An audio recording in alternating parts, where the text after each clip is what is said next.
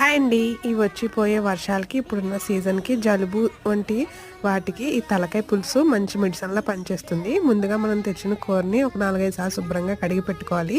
ఒక పెద్ద 2 సైజు ఉల్లిపాయలు కట్ చేసుకొని బాగా ఆయిల్ మరిగిన తర్వాత ఉల్లిపాయలు వేసి బాగా వేగిన తర్వాత 6 చీలికల్లా వేసుకున్న పచ్చిమిర్చి వేసుకొని మనం క్లీన్ చేసి పెట్టుకున్న కూర వేసుకొని ఉప్పు, పసుపు, కారం అన్నీ వేసేసి మంచిగా మూత పెట్టుకుంటే అందులో ఉన్న వాటర్ అంతా పోతుంది. ఇప్పుడు పెద్ద నిమ్మకాయ సైజ్ అంతా చింతపండు నానబెట్టుకుని అందులో పులుసుని వేసుకోవాలి. అలాగే ఒక 50 గ్రామ్స్ వరకు ఇప్పుడు నేను చూపిస్తున్నాను కదా, ఈ బెల్లం ఏమాత్రం ఎక్కువ అవ్వదనమాట, కరెక్ట్గా సరిపోతుంది. అంత బెల్లం ముక్క వేసుకొని కుక్కర్ విజిల్స్ పెట్టుకొని ఈజీగా ఒక 6-7 విజిల్స్ వచ్చేదాకా మంచిగా ఉడికించుకోవాలి. అంతేనండి, చాలా ఈజీ ప్రాసెస్ అనమాట. ఎవరైనా సరే చాలా ఈజీగా చేసేసుకోవచ్చు. టేస్ట్ అయితే అదిరిపోతుంది. ఖచ్చితంగా ట్రై చేయండి, టేస్ట్ చేయండి.